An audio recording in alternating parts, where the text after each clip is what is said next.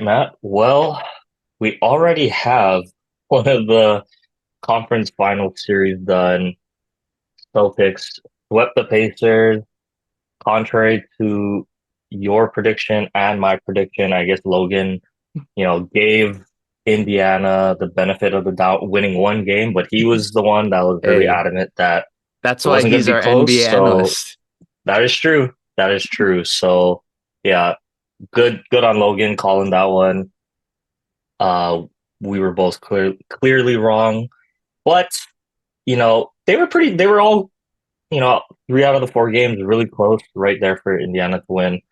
But let's just start with running through the games first of all, Matt. So the game one, I felt like Indiana came out strong, looking to steal one in Boston.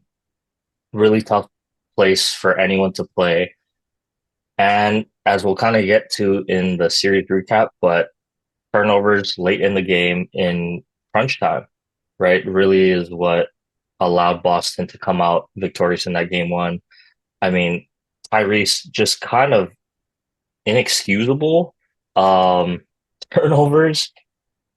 First one in the fourth quarter, in a tight game, under a minute to go, just dribbling the ball out of bounds, not even off of a foot or off of a leg or anything, not being pressured really at all, just losing the handle, letting the ball go out of bounds. And then, of course, from there, they were able to get a stop, but then the inbound, right? I think Rick Carlisle talked about he should have called a timeout, but they have a bad inbounds play, gives the Celtics possession. And then on top of that, right, Jaylen Brown obviously hitting the three with the Pacers, electing not to foul while up three. Uh, Biggest shot of that game by far. Swings the momentum, sends it to overtime, and then the Celtics able to pull out ahead with another turnover. But this, Drew Holiday's defense affecting Tyrese in overtime. But that's pretty much what it came down to, man. It was a close one. Felt like, yeah, Indiana was right there.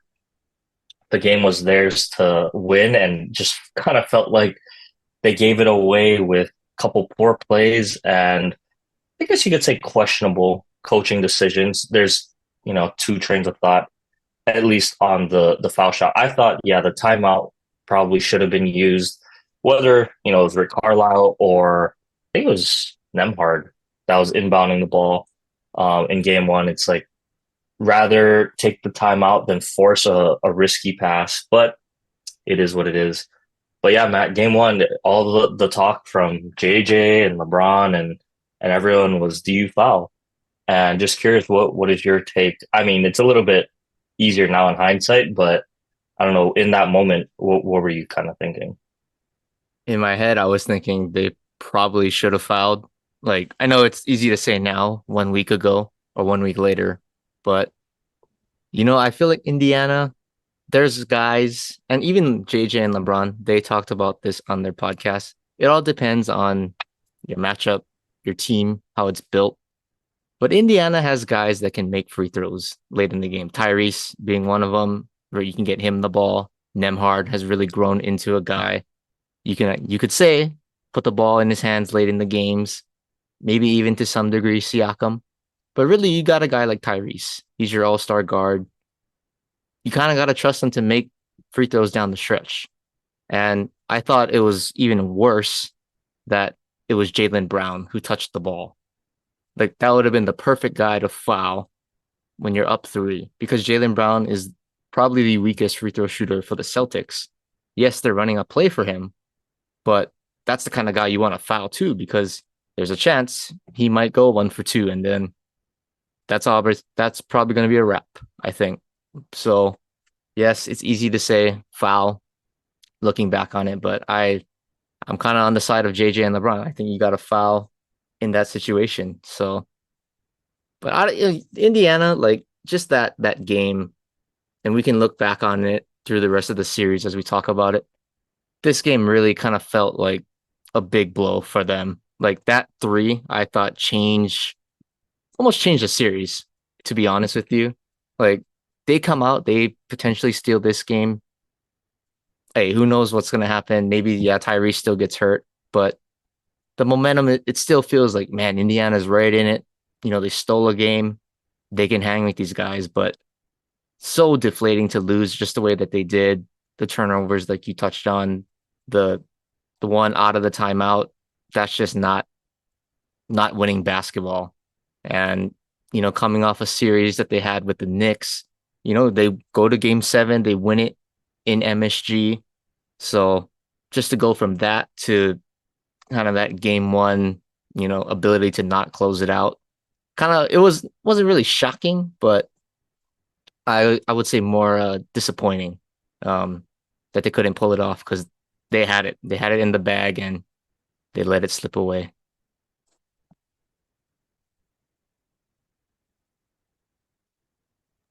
Yeah. I definitely think for me, it's tough because do you foul or do you not foul? Honestly, I was kind of side like traditionally, I think I am more don't foul and try to play really good defense.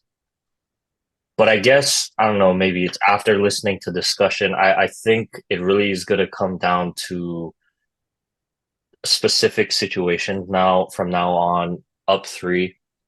It's got to be, okay, are we in transition, right? When we're in transition, I feel like it's a little bit harder to kind of contain. Um, and it's like, do you want, them to have a set play out of a foul shot, or do you want to have a set play, right? Because you're assuming that you're gonna foul. You're gonna trust your guys to inbound and hit free throws. And if you have confidence in your team, then okay, you're gonna foul, right?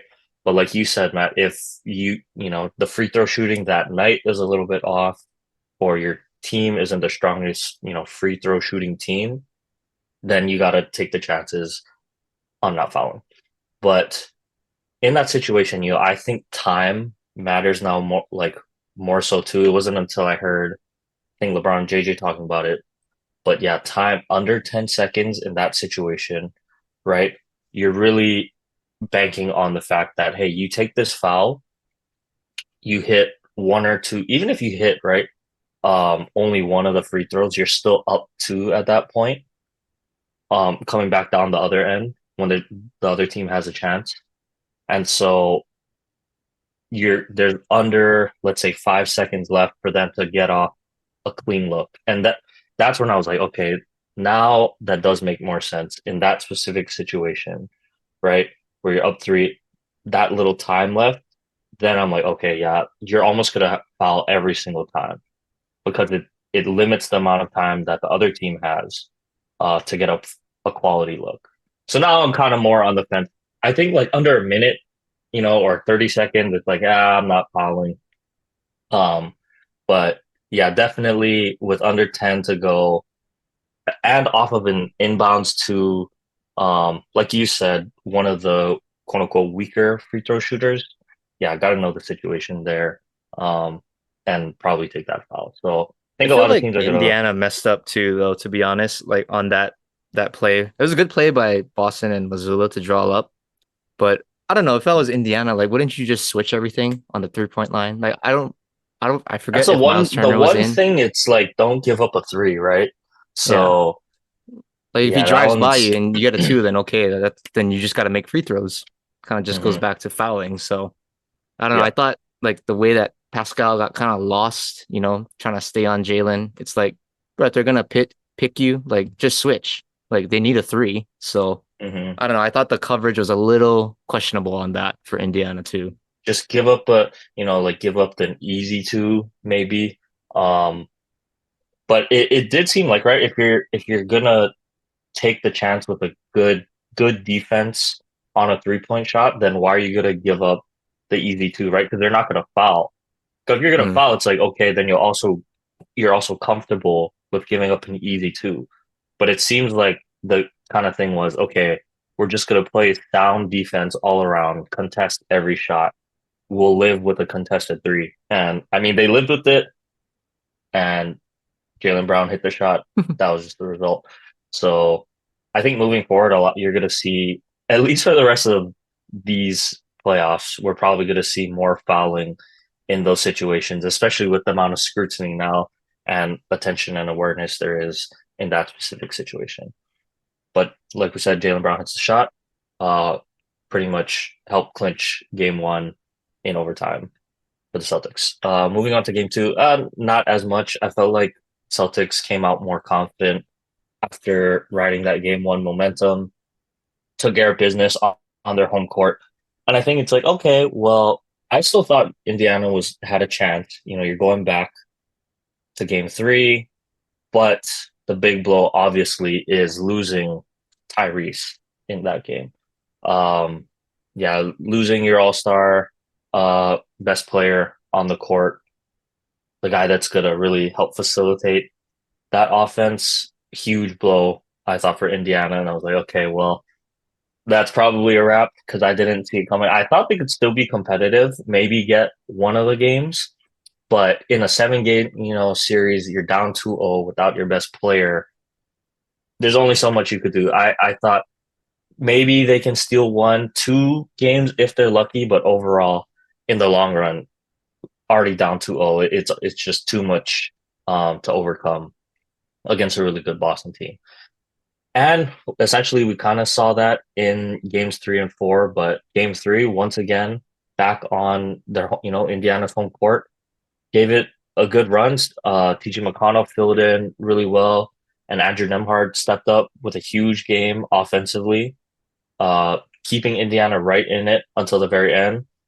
I mean, Al Horford, pops off, my X factor in that, like I said, hitting big threes to keep Boston in it. I think Dude he looked ended like up Steph with Curry or Clay in that game. Yeah, I think he ended up with 7 threes in that game. So he definitely helped contribute to the victory now. And Tatum obviously had a big game, Jaylen Brown. But you could argue once again the play of the game was made defensively by Mr. Drew Holiday. Almost reminiscent of the finals series against the Suns, where he comes up with the big steal late in the game. But that's why I think, I would be scared going up against the Celtics. Yes, you have Jason Tatum and Jaylen Brown, the all-star duo. You have the emergence of Derek White as a true, number three option offensively. But to have Drew Holiday, the offense he's gonna give you, but we know that the all defensive team Drew Holiday, right? Comes up with a huge steal. Nemhard who was having a great game, but you just got to make one more play, and Drew's gonna be there defensively. Doesn't foul, gets the steal, and then hits the free throws to really put the game away. Where I still like I said, I like Tatum, but he had the chance to kind of ice the game there with the layup. Can't hit it, but here, hey, it's okay. Drew will bail you out, right? Um, and just another one of those things where you really felt like after that, right, for Indiana, that was their last kind of gasp to stay in the series, keep it, somewhat close, going back home again for game four. But you let that game three slip away once again. Um, that'll do it for Indiana in that one. So I don't know if you wanted to chime in with game three at all. I think game three too, that you touched on it. Drew Holiday was kind of you could say the star of the show, really, with the way that he closed out that game. Um, but really it was the entire game. And I was watching this game and, late in the first half too, he had a pretty big steal against Nemhard too, right? It cuts I don't know if they were winning. I forget what's the score of the half. They were down. Yeah, they were still losing, but it definitely cut the score, possibly a 4-point swing. They get a steal, but it's like just that little steal. You look back on the final score and it's like, man, that's a totally different situation if he doesn't make that kind of play, right? You think like, whatever, they give up a bucket, no big deal. But it goes back to hindsight, Drew Holiday, these little things that people might not catch, but just simple hustle defense, on ball pressure makes a difference in winning and losing a series. And in this case, it did for game three. So One of my favorite players to watch, at least on the defensive side.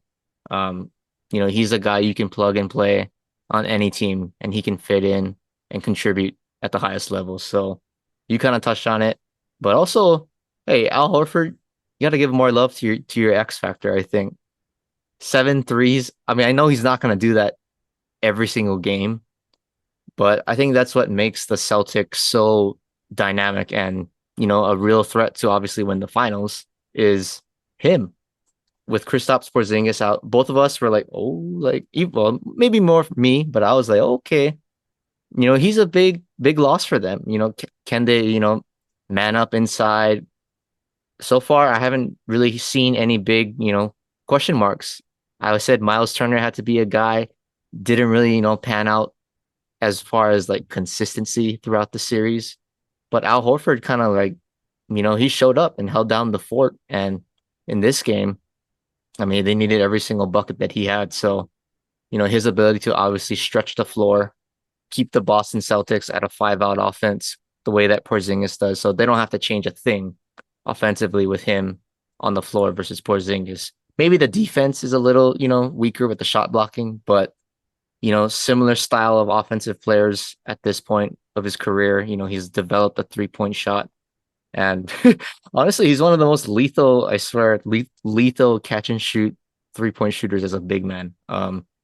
He's pretty good, and he's gonna get a lot of wide open looks because you got really four playmakers, that can create their own shot on this team. So yeah, I think Al Horford deserves a lot of credit in this one. So it was the game of the X factors for the Boston Celtics, and I guess for Game 4 too, as we saw. But yeah, that's all I got for Game 3. I think we can go to Game 4.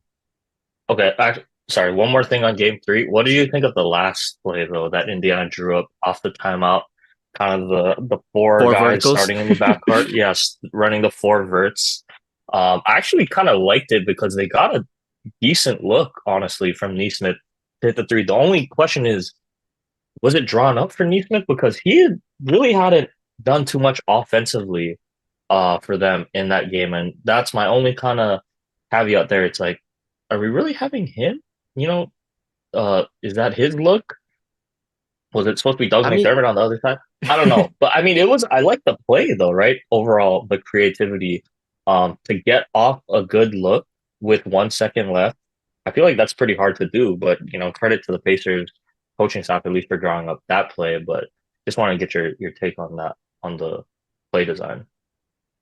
it's a wrinkle, so definitely I don't think Boston was expecting that because I don't think they even shown it the entire series. So there's no way you could like game plan for that. But really, at the end of the day, if you get an open shot, that's really all you can ask for. And it's not like Naismith; he's not a 3-point shooter. Like he can shoot the three ball if it's there. Um, but yeah, I don't know. I really don't know if I would say it was him that was supposed to get the shot. Um, but at the end of the day, they got an open shot. The play did what it had to do, and he just didn't knock it down. That's just tough luck, honestly. But Yeah. yeah, I liked it. I think maybe, I mean, you see a lot of people actually do that more on like inbound plays. I feel like, or like more in college basketball. I think you see it a little bit more because they don't have the luxury of a timeout. I don't think I've ever seen it on a sideline inbound. That was a little different, I think. But hey, it worked. It worked. It got an open shot, and then the guy just couldn't hit it. So I think you'll see it, from time to time now. Maybe guys will start stealing that going forward. Okay, sounds good. Yeah, I just want to get your take on that. But let's get to the game that just completed, the closing game. Game four. Once again, Pacers at a time in the fourth quarter, up as much as nine, and just can't quite get it. And hit the shots when they matter to close out the game, Matt. Obviously in this one, Derek White hitting the big three, put the Celtics up when it was tied. And once again, just the Patriots unable to kind of hit the shot, the really clutch shot to either ice it or to punch back. And once again, another play I thought that went a little bit underrated, but uh, Drew Holiday, another offensive rebound at the very last, you know, seconds of the game, not even allowing the Pacers to go foul after that because he passes it out, and it's just like, yeah, Keep away. yeah, keep away. It felt like after, it was kind of but that's what I mean. You know, even Tatum really a chance to put it away, just unable to hit it. I know they still won, and I just want to see it hit the Luka shot. You know what I mean? Or the Kyrie shot that really just puts it away. It's like, okay, yeah, that's the Tatum that I want to see. But it's just like, oh, there's a chance. Okay, still, I don't know, still can't quite do. Okay, I don't know before what it is, man. Maybe I'm just a yeah. hater, but But yeah, I like, was gonna ask before we get into the recap of this game, like, do you have like beef against Jason Tatum? Like, did he do something against the I Lakers think that it's I just the don't know? Lakers. Like, It's the Lakers Celtics rivalry, maybe Matt. But that's the thing. I acknowledge he is a top 10 player. Like I think he's a great player, but it's almost like I don't want to say it the Harden effect just yet. Like I know how special of a player he is, um, but I'm just like waiting for his moment, to hit that big shot or come up with that big play to really be the deciding force in the game. But I mean, it is a team game, I'm not. I don't want to go too hard. I like Peyton. Like I think he's good. I'm just telling you, I'm waiting for his like marquee moment, I guess you could say. Because I feel like he has the talent to be able to do that. I just want to see it um in the biggest moments. So, but anyway, yeah, just going back to this one though, Matt, another one, uh, Nemhard again, I thought was great. TJ McConnell, interesting. No flagrant foul call on Jaylen Brown late in the game. Takes a shot to the face. Yeah, I just thought, when we get to flagrant, anything kind of above the neck area, and he was in a defenseless position, um, with what the broadcasters were saying, I thought that warranted a flagrant one, but I don't know. I thought that was a kind of a big call. Nonetheless, the whistle went the Celtics way on that one.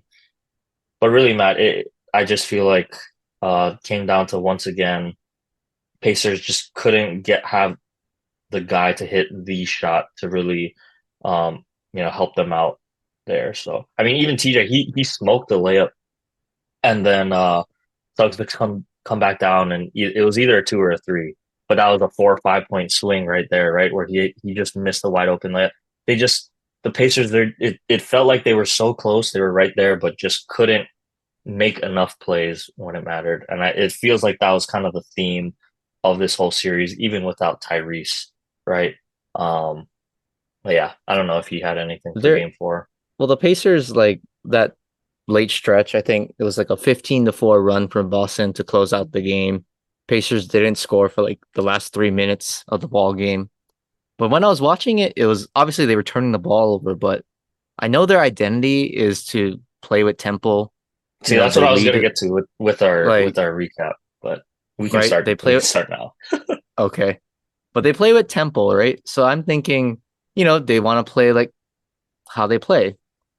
But I feel like after, they did it more than once. So it's like, don't you maybe want to consider slowing it down, and just kind of get a little set for one good possession, because it's one possession away from taking command of the game again, right? It's just who makes the next big shot.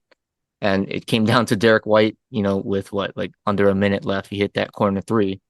But I just thought the Pacers were, a little too reckless, but it was because they're playing a little like out of control with trying to push the ball. I think it was Nemhard had a couple bad turnovers, they get the rebound and then he's just booking it down the court. And then Boston they got great wing defenders, so they're very long, athletic, keep them in front, and then, guys can reach in and try to steal it. So I don't know. I just think maybe that's a little bit of inexperience as well. Not having Tyrese on the floor also hurts. Um, but yeah, I just thought the Pacers, man, sloppy, a little sloppy at the end. And then obviously, once that Derek White three was hit, I was like, oh, this game is this game's over because it was really about who's going to hit the shot to take the lead. I thought that was going to be whichever team did that is going to win this game, and Derek White did that for the Celtics, and that's why they're going to the finals now. So Yeah. I can call it a wrap in this Yeah, series. and that was I think you hit it on the head, Matt, with the Pacers.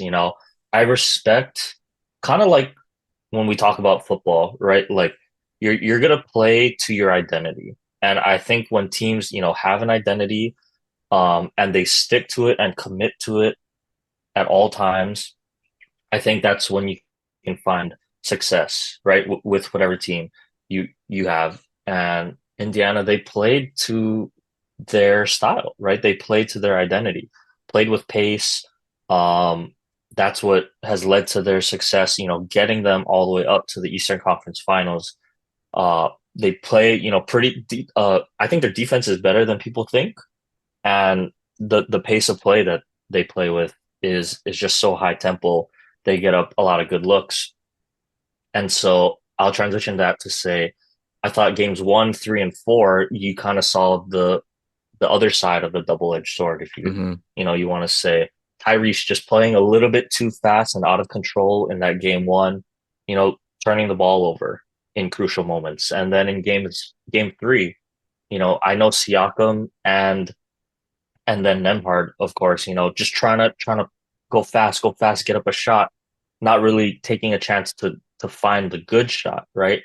Leading to turnovers late in the game. They give that one away. And then back to today's one, like you were saying, I know Siakam again. I'm just like, I can see it happening, 2.5 minutes to go. They're pushing, pushing, pushing it, but you haven't scored. It's a tie game.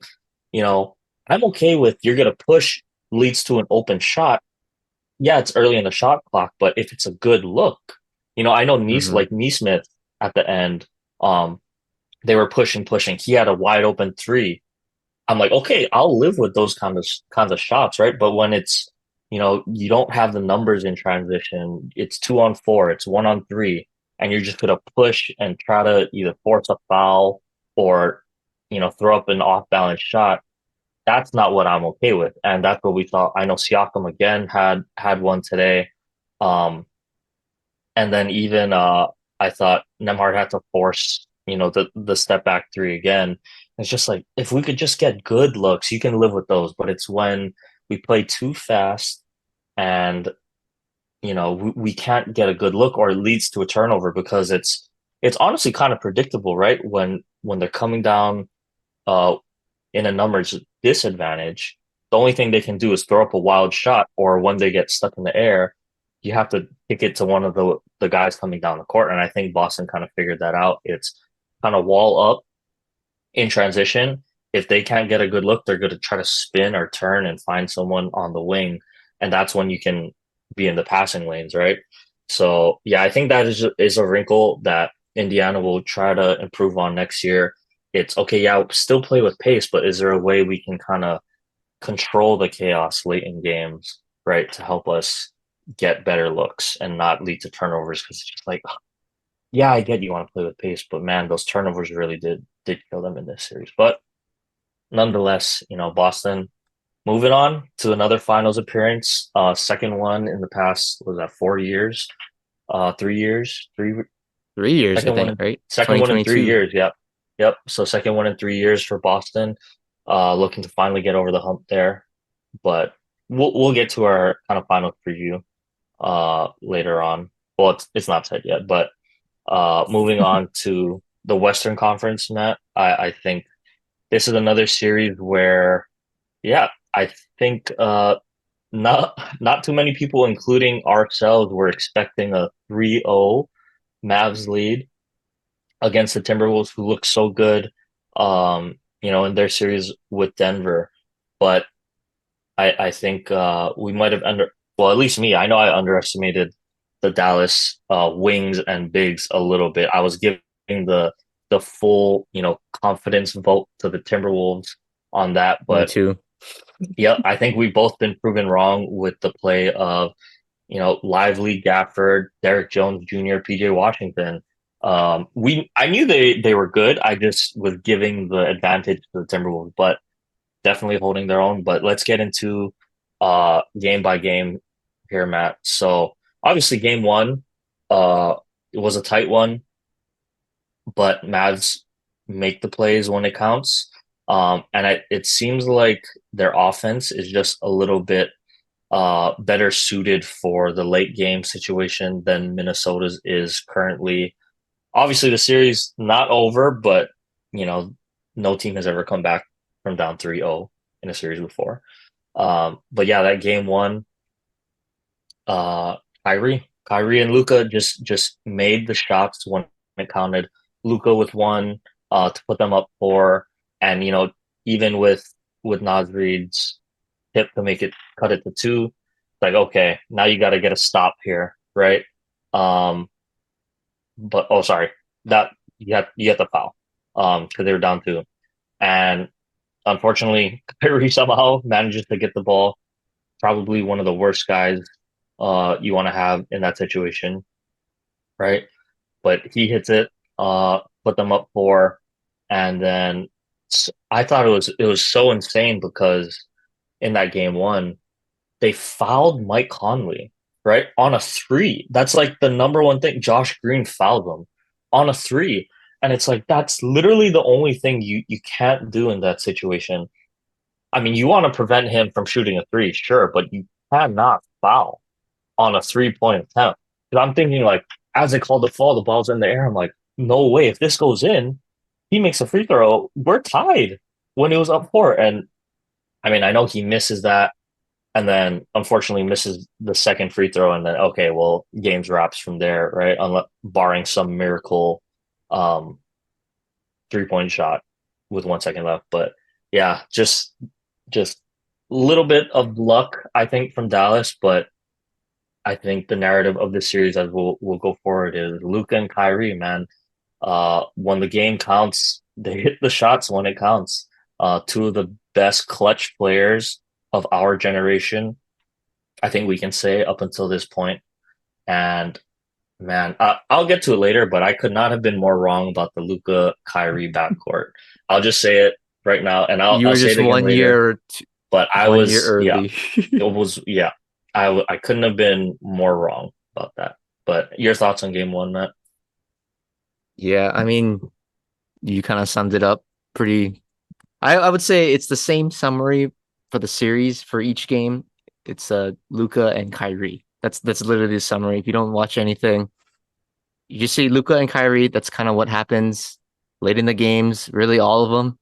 It's them two piggybacking off each other, making big shots, and executing in crunch time. Where in Minnesota's case, and the next coming of MJ, right? He's supposed to be kind of a pretty off series, starting even in game one.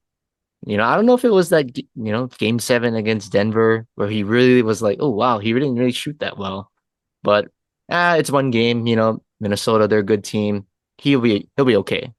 But it seems to kind of have carried on, throughout this series. But I'm with you. Like that foul by Josh Green, terrible.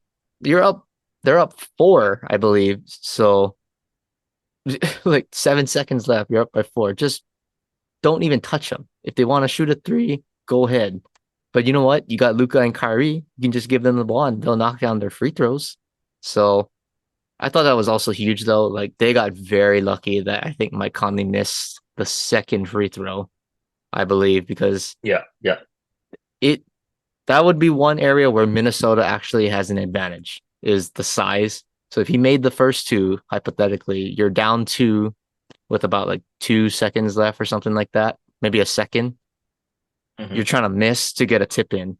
And what better team to have that situation than probably you could say the biggest team in the NBA? Rudy Gobert. Gobert, You could Tom, throw yep. Cat, Naz Reid, like Ant coming in from the wing. He's just gonna try and jump over you. So there's just a lot of things that could have happened. But off that miss, it's like okay, Dallas, and you saw Luca, right? He was so emotional when Conley missed the free throw because he knew, like, yeah, like They survived. Yeah. they survived. Yeah, that was the killer. So very. you could say lucky on both sides. But yeah, man, Conley, they had a slim chance to come back, which would have been pretty insane. You're down four with with a with a second and you somehow tie it, but you know, they missed the crunch time shots and Dallas made them. So it's kind of been the story of the series as we get into it.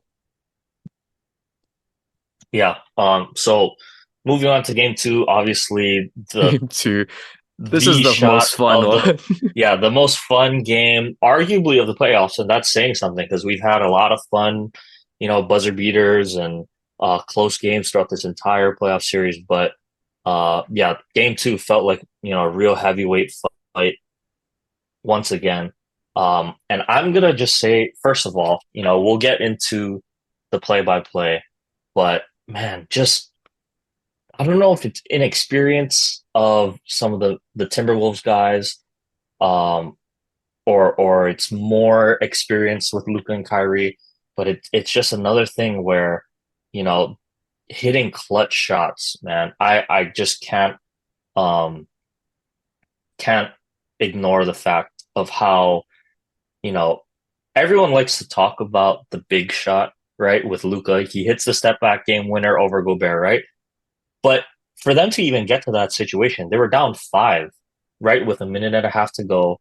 And Kyrie hits a huge three, Kyrie, that three. right? I mean, a huge three to cut it to two. And without that three, like, we're looking at a completely different game because then it's a 5 point game with, let's say, a minute to go, right? Completely different, changes the whole dynamic of how Dallas is going to have to play it out. So I just didn't want, those shots to get lost in the essence of that game, right? But this final sequence, Matt, I mean, so much to talk about in the last minute. I'll go a little bit chronologically. First of all, the foul, right? Or sorry, the no call from JD McDaniels that kind of swung some momentum away from Minnesota, where Kyrie hits Jaden's hand, but the refs don't see it. They can't overturn it, unfortunately, because the call wasn't for a foul, right? They're checking possession. But pretty blatant, you can see him come across of McDaniel's arms, hits the hand, which is what causes the ball to go out of bounds, unfortunately, off of McDaniel's. Huge play there, right? But then it almost kind of, gets a little not bailed out, but a little bit of a ball don't lie situation where okay, then Luka, comes down and misses a fairly makeable shot for him. I thought was huge, and then Minnesota grabs the rebound. Then I'm thinking, oh, that's wrapped, right? Like that's game. Um, all Minnesota do really has to, one more bucket or one more good shot, um, and we're pretty much at 1-1. Lo and behold, I think this is a little bit of the inexperience of Ant, finally coming to show. He said he was fatigued after game one. He's only 22 years old. I get that, but just a huge turnover, at the worst time. I think that was the one where he thought Nas was staying in on the wing. Just a little bit of a miscommunication, throws the ball away in that situation. It's like, oh man, for them to not even get up a shot, right? And that was the thing too. It's I don't know if he was gassed, but wasn't able to blow by, you know, in an ISO situation where we've seen him do that countless times, or even get to create space, for an open shot. That to me was just that was a huge blow for them. And then we'll get to obviously the shot. But before we get to the shot and the last sequence, Matt, any thoughts on the foul or Kyrie's shot or Ant's turnover? I think Ant's turnover was one that really stood out for me. And maybe I watched the film incorrectly, but it's like playing basketball, there's always these like 101 rules and concepts. Not just basketball, but in sports in general. It's like whatever you play, and you learn when you're like 5 years old or when you first start playing the sport.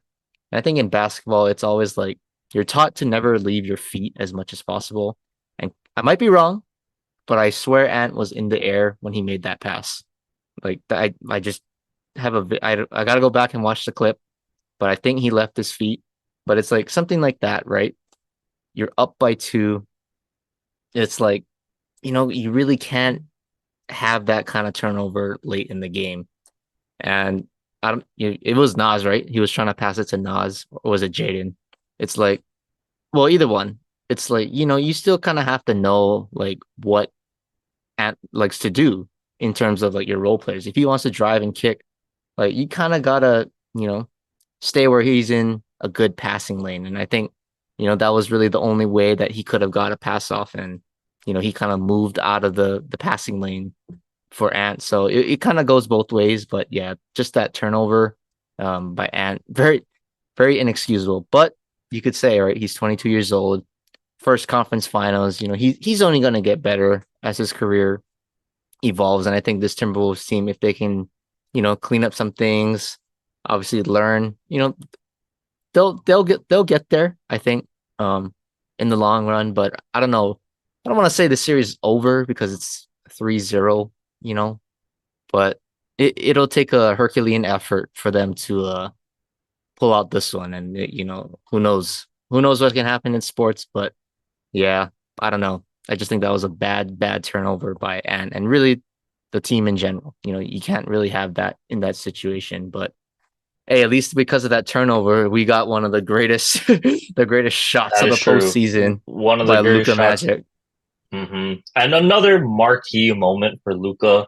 That's why I'm kind of like, man, uh, I just think back to the bubble, that first bubble run The that he Clippers had in shot. the playoffs against the Clippers, a loaded Clippers team when, the Mavs were definitely outgunned in that one. But yeah, hits the huge shot there. And I'm just thinking, okay, to kind of break it down. I know if you've been following this series, you've seen all the breakdowns of of the final play, right? But for Dallas, I think that's literally the perfect situation for you to get. Obviously, they said after, no, we were gonna go ISO with Luca, no matter who was on him.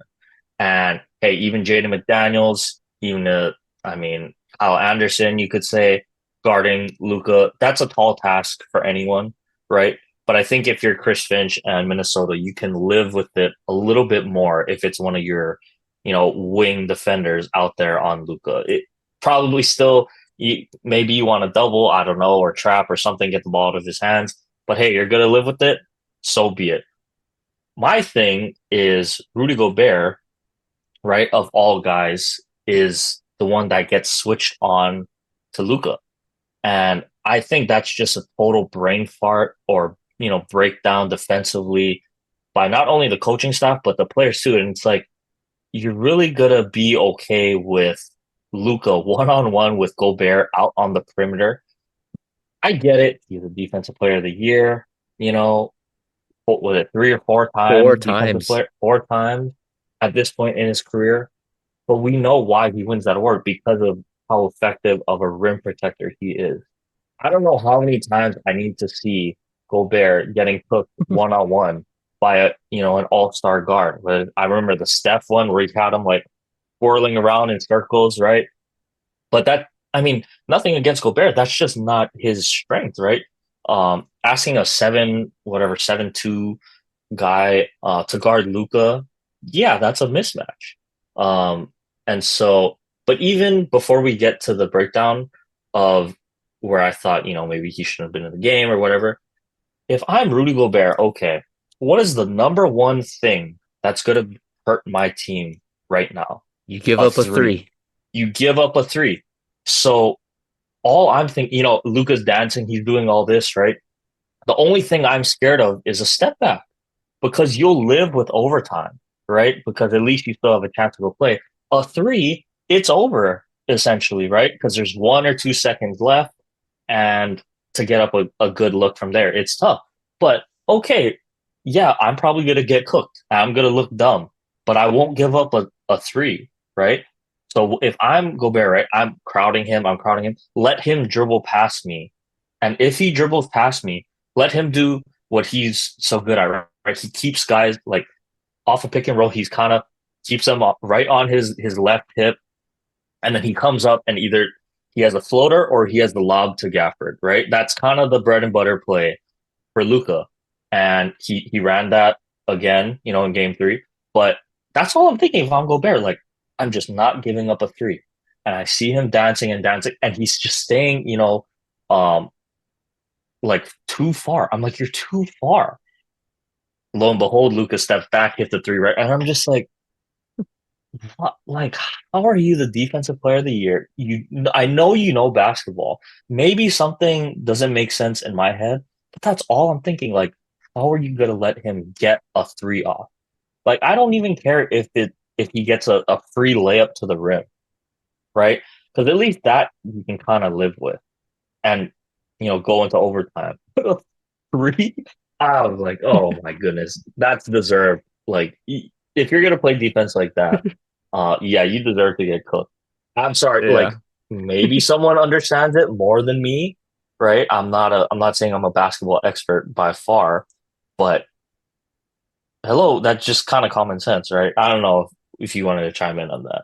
It's well, hey, to give Rudy Gobert some slack, Luca is one of the best, if not And the I'm not greatest. denying that. He's a I'm not scoring denying champion, that. so it's like, Hmm. we can't really like just flame him because it is Luca. Like if it was like somebody that's like I don't want to say any of these guys are like, scrubs or anything, but say it's like a Josh Green or Dante Exum doing that to you, like okay, that's they're NBA players, but they're not the Luka Doncic's, the Kyries, right? So Luka, he's one of the best in the game. So sometimes you just got to live with that. But you already touched on the thing that I was going to talk about. But I do want to give Gobert a little bit of slack. But I also think Jaden McDaniels, I believe he was initially on him. Like, I don't know what's going through your head. And yes, a lot of things are going through your head. You're just kind of zoning out sometimes, in the heat of the moment. But you cannot you just can't let Rudy Gobert switch onto Luca. Like they literally were targeting him. I think they were targeting that switch, and it's like, oh my goodness, like I can't believe they actually did it. And now Luca goes into dance mode. But if you're McDaniels or whoever the primary defender is on Luca, you have to get over that screen. I don't care. You go over, so you don't let Luca, go into a step back. If you go under, you're giving him the three, and then you're cooked anyway. So you got to go over Hmm. that screen, fight through it, and if he goes to the paint, then obviously Gobert is there. So either he can help contest. If they give up the lob to Gafford, okay, that's okay. Like you said, you're up two. Worst case scenario, you go to OT and you're at home. So you're gonna have the home crowd to kind of give you a little bit of life, in the extra period. But I think Minnesota deserves a little bit of a scrutiny there. It's like you cannot let Lucas switch onto Gobert. Like obviously that's the one mismatch you don't want, and they let that happen. So I think whether they were tired, then that's really what it comes down to is guys are tired. Like if you're early in the game, you're gonna fight through it. You got all the fresh legs, but late in the fourth, right, everybody's tired. It's like it's sometimes it's who wants it more. And McDaniel's, I think they showed a clip. I think today they showed his facial expression when they had Gobert on Luca. It was like he just Hmm. gave that look, and it's like I messed up. It's like this is going in. So, I think yes, Gobert, you could say, like you pointed out, get up on him, close out, which I think he should have done. But I think he shouldn't have been put in that situation, whether it's the coach or I think it's more personnel. You got to fight over that screen and not let Gobert get onto Luca. So that's Hmm. my only thing with that one. Well, okay, Yeah. let's see. I guess I don't know if you're going to talk about it, but what about the next possession after Luca hits the Yeah. shot? Naz Reid. So yeah, so we'll get to that. But just to real quick to close out the Luca shot.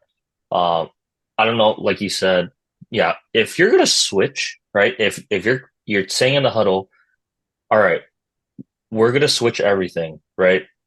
Okay. First of all, if you're gonna switch, wouldn't you at least want Nas Reed or Cat even out there? Because I mean, he hadn't played the whole fourth, but at least someone who I think is a little bit of a better perimeter defender than Luca. you should know they're gonna go hunt Rudy Gobert for a mismatch, right? So if that's a plan, okay, why is Gobert in the game? And second of all, if the plan is not to switch, you're going to try to trap or get the ball out of Luka's hands, Hmm. then do that. Like you said, Jaden McDaniels, why are we just going to be comfortable giving up the switch? Like at least make him fight for it or get the ball out of his hands, right? You're going to come double or trap or do whatever, force him to make a pass, right? To someone Hmm. else and let someone else beat you. So that's my closing statement on that. Like you said, on the other end, lo and behold, Minnesota still, had a shot to go win it. Um, and then yeah, like you said, Rudy Gobert, he's back in on off. He's staying in the game, right, on offense. When you have Carl Anthony Towns, I get he hasn't played the whole fourth quarter, but at least to give you a little bit more space, right, Matt? I'm Hmm. sure that's what you would probably want to see. Um, but it was still a good look. I thought Dallas, another, game in this series gets kind of lucky, honestly. Like to me, Nas Reed shouldn't even be able to get that shot off. I get Derek Jones, trying to show late, but you gotta just if you're gonna let Ant drive that much, that close anyway. I think you're gonna have to just live with whatever defense, right? You got to either double immediately, and let the other guy from the corner come and rotate to Nas Reed to contest, or you got to let him go one on one, take everyone else away. That was kind of a weird in between, I thought, from Derek Jones Jr., where it's like, okay, I'm not gonna double right away, but I'm gonna flash.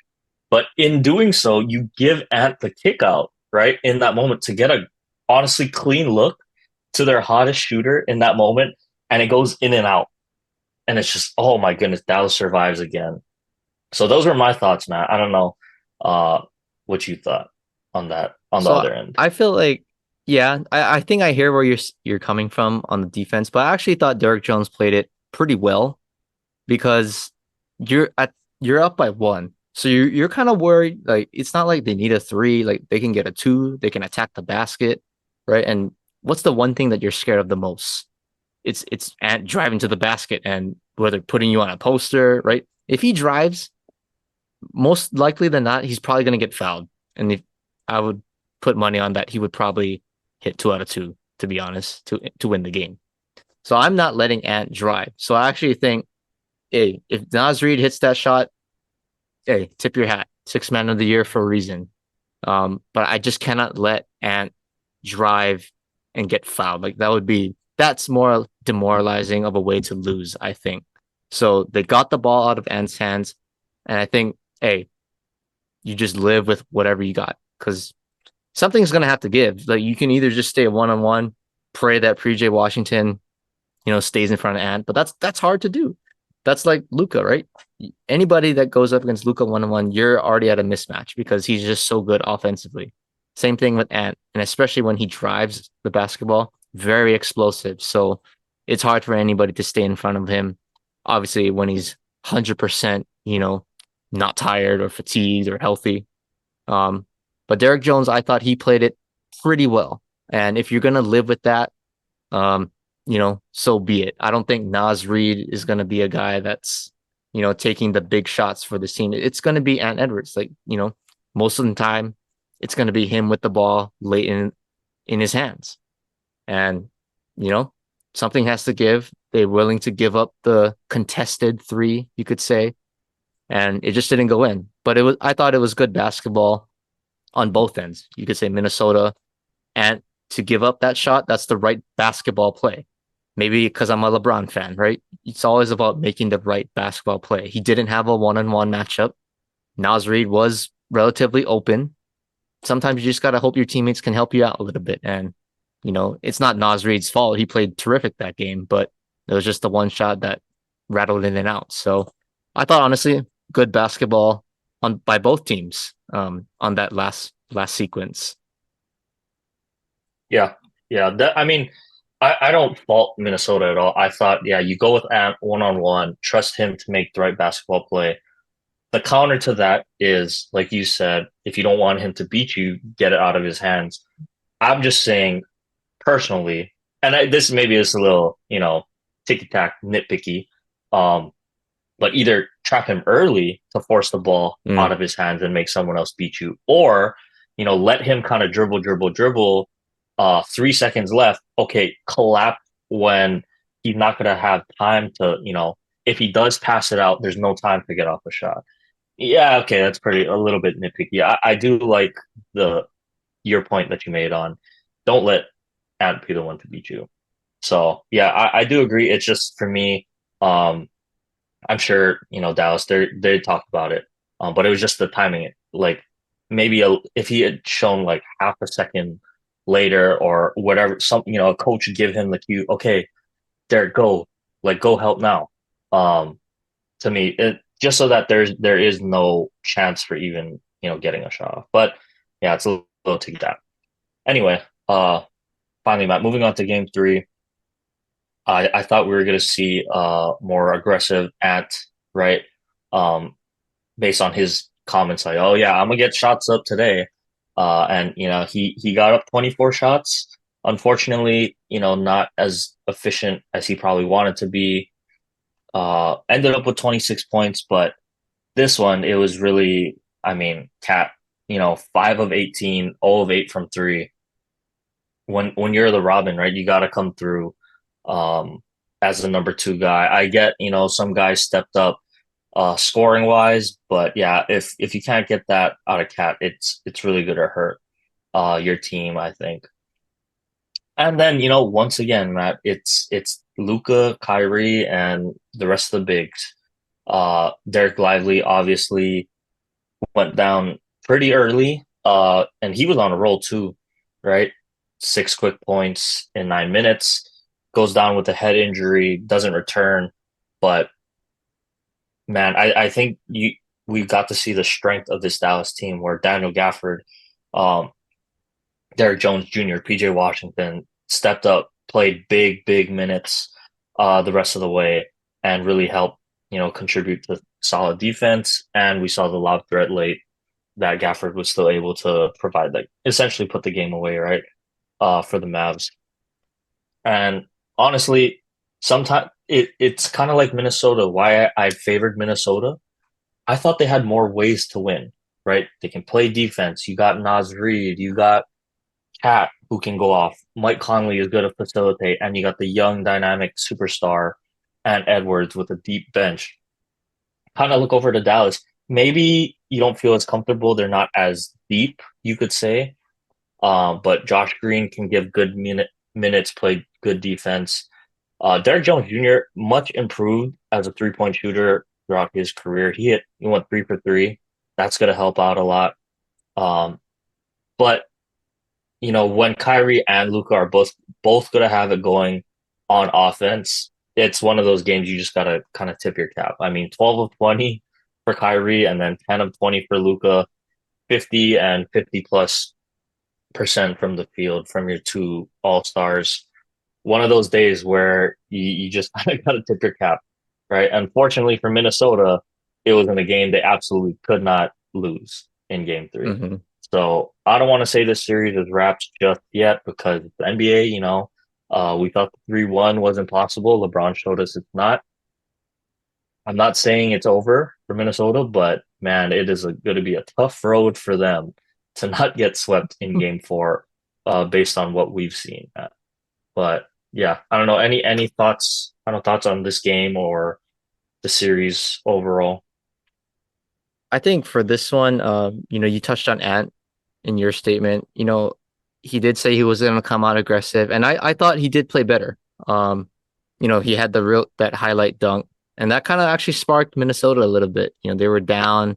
They finally got back in the game. They made a little bit of a push, and then it's like, well, game one and two, it's like, how does it end? It's Luka and Kyrie, taking over the game offensively.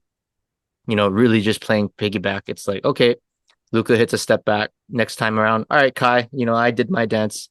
You take the ball. Luka gets his, he can kind of, you could say, rest, while Kyrie dances. Kyrie, he's dancing on whoever he hits the shot. It's like, man, like this is just ridiculous. If they're both clicking like that, I don't know how anybody's gonna beat them at this point if they're both on like that. And then it's like kind of the icing on the cake is the role players. Gafford comes in. He makes a huge impact late in the game. He's blocking some big shots, and then obviously he really sealed that game with the lob from Luka. Um, but PJ Washington, for some reason, he might not be scoring 20 plus points a game, but always in crunch time, it just seems like he's always hitting a huge corner three for some reason. But that's what you want. Just hit him when it counts. And PJ, he's been such a huge addition for this team, him and Gafford, actually, the trade deadline acquisitions for the Mavs this year. But I will say this for Dallas's sake, obviously Boston winning today, they're in the finals. Dallas obviously has a chance to sweep tomorrow. You know, can they do that without Derek Lively? He's listed as doubtful from what I heard. Doesn't sound like it's going to be a long injury. It's more of a day to day, but I think game 4 is probably not going to play. But if you're Dallas, you want to like finish the deal now. And I heard Charles Barkley talking inside saying like, "Oh, if Dallas wins game 3, he would load manage Luka." Like, I know he's injured, but it's like, why would you want to load manage him? Like, then you're gonna give Minnesota like some kind of hope, some false hope. That's kind of all you need. It's like, no, like I actually disagree with him on that. It's like you want to finish him now. Like, Don't you get you don't more? want to go Yeah, back to Minnesota. Yeah, like you can rest you get more. more Like you don't. rest, right? Yeah, 48 minutes less of basketball, and you can match Boston with rest potentially. So if I'm Dallas, I'm coming out aggressive. Luka and Kyrie, both of them. It's like we're taking over this game. Nobody on that team can guard us. Let's both score 30 plus efficiently. And as we get going, then we're gonna get everybody else going with Washington and Gafford, but it's gonna be interesting to see. Um, Without Derek Lively this game.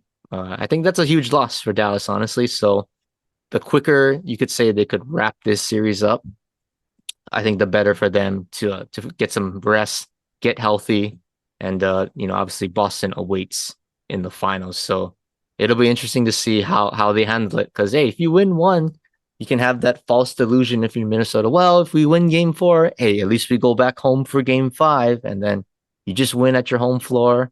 And then it's like, okay, if you get it to game 6, it's kind of like, okay, Dallas is like, you don't want to go back to Minnesota for game 7. So then you start to feel the pressure. I don't know if, you know, there's that false hope. So you just don't want to let them get one, especially on your home floor. So I want to see Dallas come out, set the tone early. I don't want to say blow them out because this is a really competitive series, but control the game. I want to see them control the tempo of the game and, hopefully they can close it out at home because you never know what can happen in the NBA. Yeah. And just to go off what you said, Matt, yeah, the finals don't start until June 6th, no matter what. So even if it ends in a Yeah. sweep, we're waiting until June 6th. So yeah, I get what Charles is trying to say. But hey, you end the game now. Look how much rest you get, like a week and a half of rest. hmm Week plus of rest. So that hey, there's your load management or rest right there, right? And so it kind of works out for Dallas in that sense, where if they can, yeah, the sooner, honestly, the better for them. Um, and so yeah, that well, anyway, that'll wrap it up for us for now. Good thing also about the final starting June 6th, we don't even need to make our finals prediction yet because we can do it next week. Because even if the series ends tomorrow, we still, the finals doesn't start until next week. So, Yep. yeah, Full I NBA think Finals preview next episode. yeah, next week.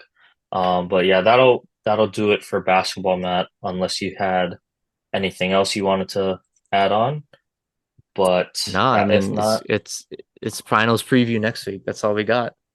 I mean, yeah, I would think the Mavericks would win by then, but we'll see. We'll see. yeah. So yeah, we'll wrap it on basketball. We'll get to some baseball talk here now. So as usual, Matt, why don't you give us your Yankees update? Well, so far it's all good in Yankee land, I guess you could say. Um, I think when we last talked, kind of a bad ending to Seattle. You lose game 1, you blow the save, 3-run lead in the ninth.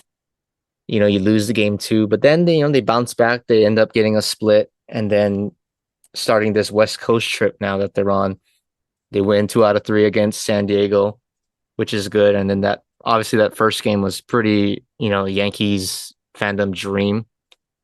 Soto and Judge go back to back, and then 2 batters later, Stanton hits a 2-run moonshot to left field. It's like that's like every Yankee fan's dream, honestly. If Stanton can continue to hit, um, sky's the limit for this team, honestly. He's such a huge part of this team in terms of success and failure because when he is not on, he is a absolute black hole in that lineup. So good to see him at least right now. He's hitting. But man, Aaron Judge has been spectacular really for the past month. We all probably thought, oh, Juan Soto running away with MVP for the team, maybe even in the AL. But Aaron Judge, I think, yeah, we forgot. Yeah, he was the home run champ a couple of seasons ago. He set the record, and he's showing you why. Because he has the MLB lead again in home runs, or I think he's tied for the MLB lead in home runs. And with the start that he was on, that's honestly pretty impressive.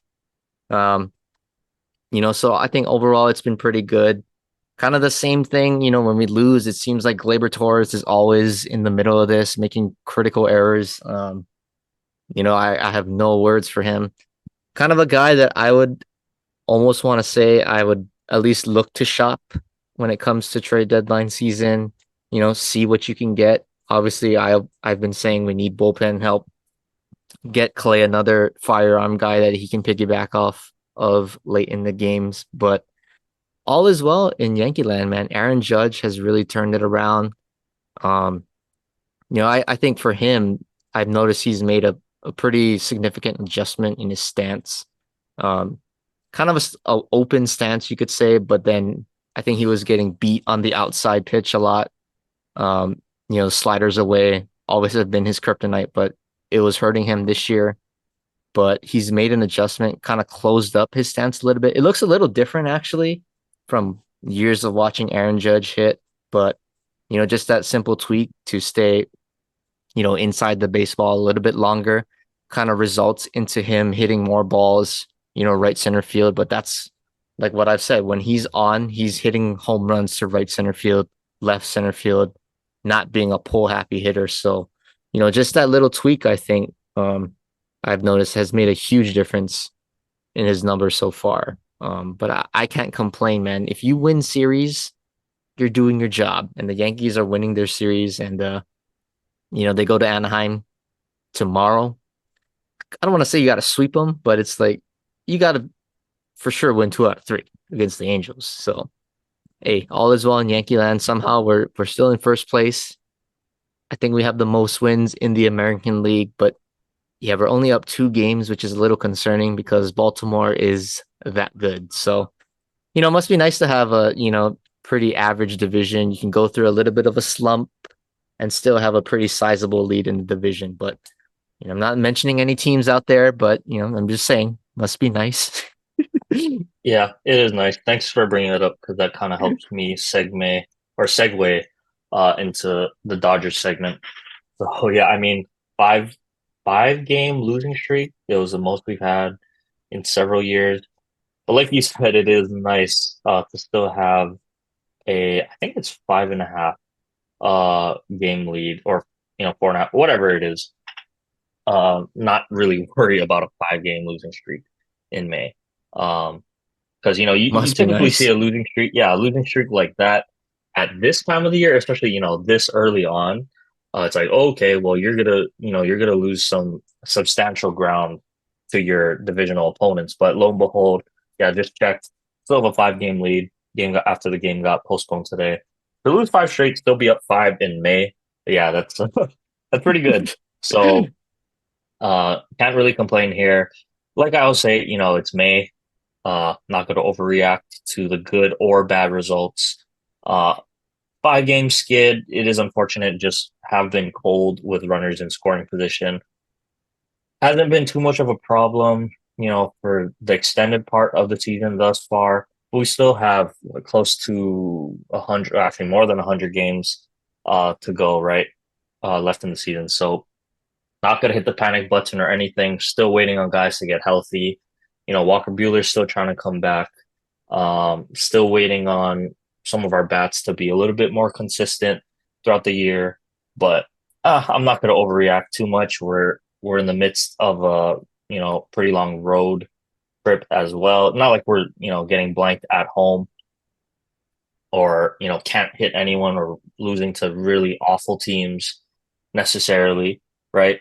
But yeah, these or these streaks happen, good and bad, throughout the course of an MLB season, as you know, Matt. So not gonna get too high or too low until we start getting closer to the All-Star break.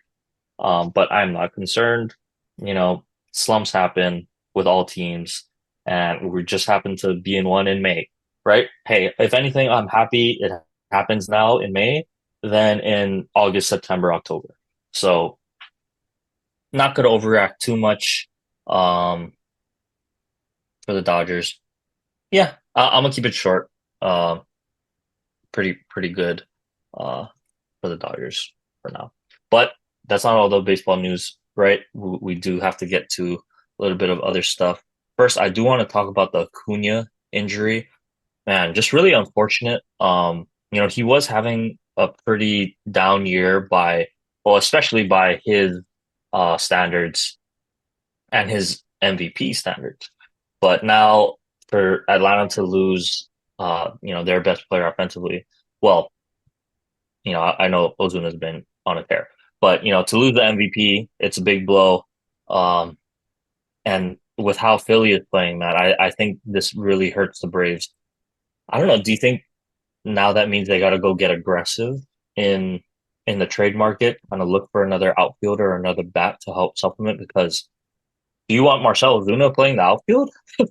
Right? I mean, as good as he's been offensively, uh, not always the best defender, that he's known for. But I don't know. I think if you're Atlanta, you might need to go stock up, especially with how the Phillies have been looking. Yeah, I think so too. I think right now, short term, probably I don't want to say if it's Adam Duvall or someone like that. I think it's gonna be filling in. You can throw Ozuna out there, maybe not a full-time outfielder, but if you need a spot, a guy, DH load management, he can play out there, for a day. But yeah, I'm not putting him out there as an everyday left fielder or right fielder.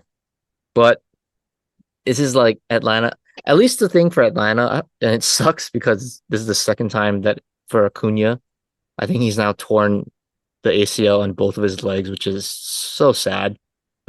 Because of the player that he is, right? He relies on athleticism, speed, really an all-around five-tool player. So very unfortunate, but at the same time, Atlanta's been here before when he got hurt the first time, and I think people forget that they did win the World Series that year. When Acuna went down, and what did they do? They added Jock Peterson right at the deadline. Adding more of an outfield by platoon kind of thing. So I think that's going to be their approach. Maybe at the deadline, they got to find a guy that can. You're not replacing Acuna, but if you can kind of get equivalent numbers in terms of the production that he was giving you at least now, that's kind of your target because they still have a good lineup. Like, don't get me wrong, you got Olsen, you got Austin Riley, Ozuna's been hitting well this year, so hopefully he can keep that up. Arcia was an all-star last year. Michael Harris is a good young player. Albies, very consistent for them. So they have more than enough depth, I think, to definitely contend. I think they'll still be a playoff team. But this is now, man. They lose Spencer Strider early in the season, and now they lose Acuna. You can make the case that's your two best players on the team. So I don't know how far that can go. But yeah, to answer your question, I think they need to get kind of like that Jock Peterson, S kind of thing that they did 2 years or 2 or 3 years ago when Acuna was hurt the first time. So sucks that the Phillies this year are going to be a force. So I don't know if they should maybe focus on winning the division, but it's more like let's just get into the playoffs and ride our experience. And if we're hot at the right time, then who knows what can happen. Yeah. Um, I don't think Atlanta's out by any means, like you said, Matt, but a lot to overcome nonetheless. Luckily for them, they got a rejuved Chris Sale. I mean, he's lights out right Mm-hmm. now. I know he's That's on my true. fantasy team, so I'm pissed about that. But um, yeah, one more thing though, Matt. I know you didn't have it on here, and we can still do your top five thing, but wanted to get your reaction to Angel Hernandez. I don't know if you got a chance to see just yet, Matt, but Angel Hernandez officially retiring from baseball as an umpire. Extremely, what is the word? Provocative, controversial umpire. A mainstay in the MLB for so long, but we've heard it countless times from players, managers, the fans. Now the Angel, has left the building, you can say. Um, Oh my I don't God. know, Matt. Initial thoughts, or reactions to the Angel Hernandez retirement news. I think I don't want to just speak for the Yankees, but I think I can speak for all of baseball fans around the world that I think it's a good day, if you're a fan of a team, because umpires have been in question this year, the past few years at a high, and it's gotten pretty bad this year. But he's definitely the one name. It's like, who do you think of an umpire that's like been very questionable, very controversial? Thus, Angel Hernandez is the first name that probably comes to mind. I don't know. I don't know. I didn't read the report or anything of the reasoning behind why he's retiring. I don't know anything about that, but from a fan's perspective, it's a very good day um, to be a baseball fan because he was questionable, you could say, as an umpire.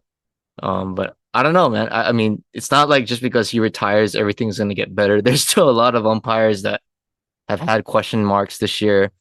Obviously, I'm watching the Yankee games. Aaron Boone, he gets into it pretty heatedly with almost, it seems like almost every umpire. So it'll be a thing that has to be, you know, ratted out or like figured out how to be better over time. But as a fan, yeah, I'm pretty happy that he's retiring.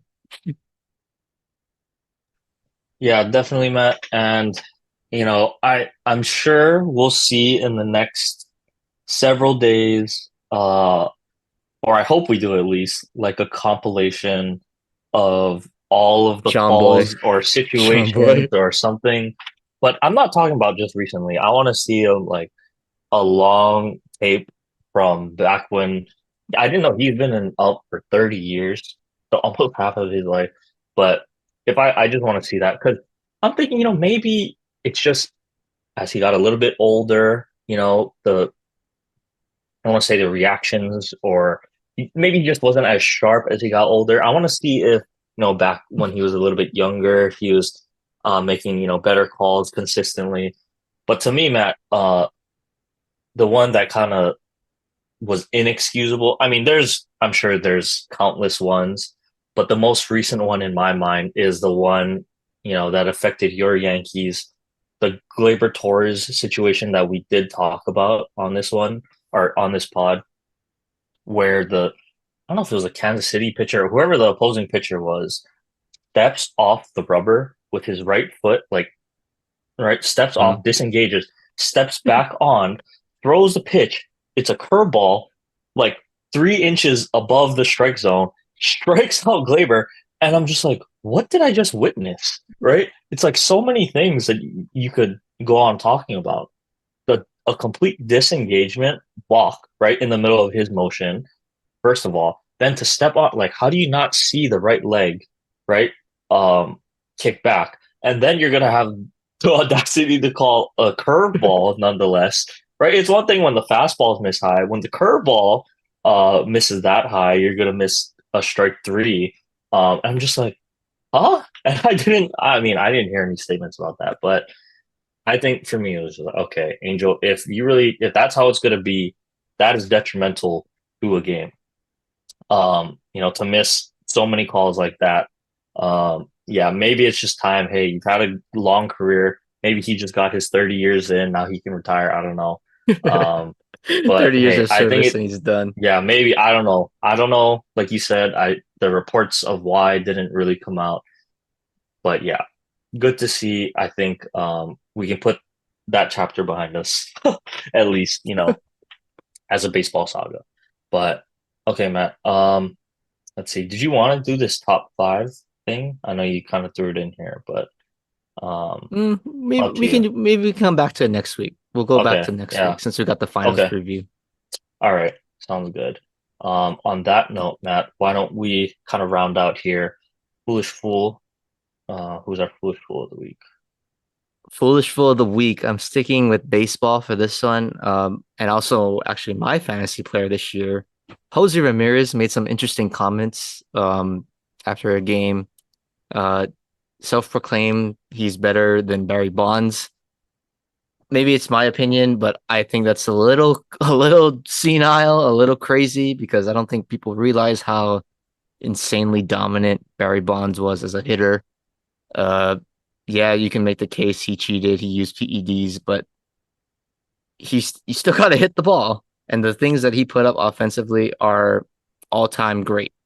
And I'm not saying Jose Ramirez is a bad player. He's a very good player in this league.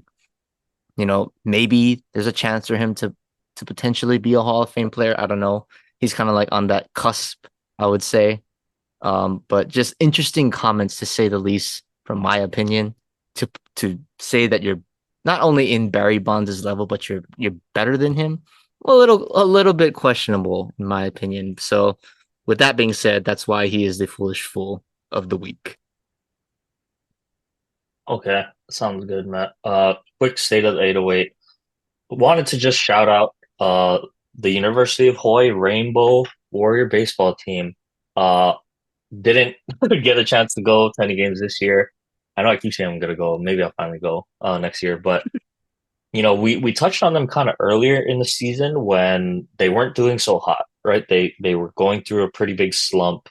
After the exciting start with Ole Miss, kind of fell into a little bit of a slump, especially in conference play, right at the beginning, but ended, really, really strong, 18-2 down the stretch, finished third in the Big West, and unfortunately, I think they were one of the bubble teams, probably one of the closer ones, but not able to make it to the NCAA tournament. Unfortunately, they had a hell of a season, finished second actually in ERA in the nation. So, got to tip your cap to them, the coaching staff, and the pitchers there.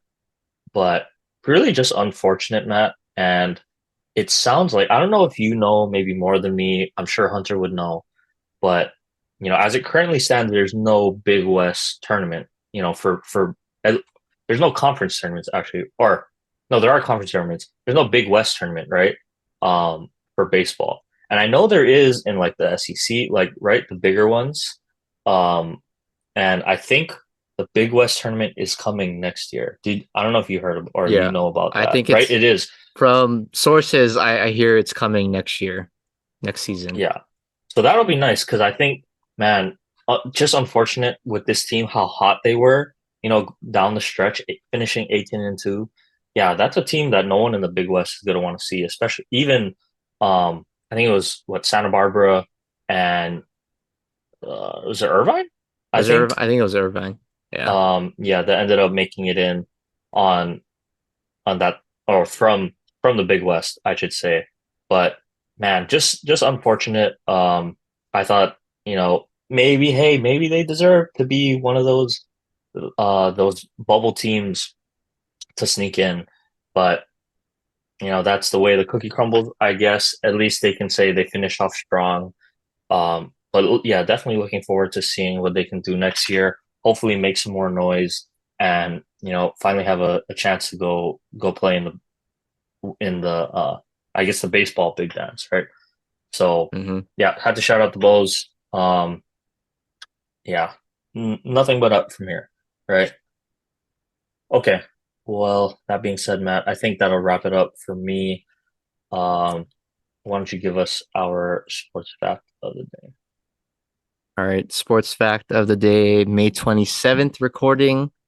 We'll go back to 2015, where the Golden State Warriors won the Western Conference. And this was the start of the dynasty because this year they end up winning the finals in 6 games against LeBron's Cavaliers. And then we look back to today and they got 4 championships and 6 finals appearances on their resume because of that. So, yep, the start of the dynasty, I guess you could say, started on this date, 2015. All right, perfect. Sounds good, Matt. Well, thanks for sports fact as usual. I think we'll wrap it there. We'll be back next week, full finals preview. A little bit more baseball, but we're coming kind of winding down on the season already. Just got the finals, and then we're gonna take our annual break, I guess, at this point, right? Um, but yeah, thanks again, everyone, for listening as usual. Stay safe, and we'll see you guys next week.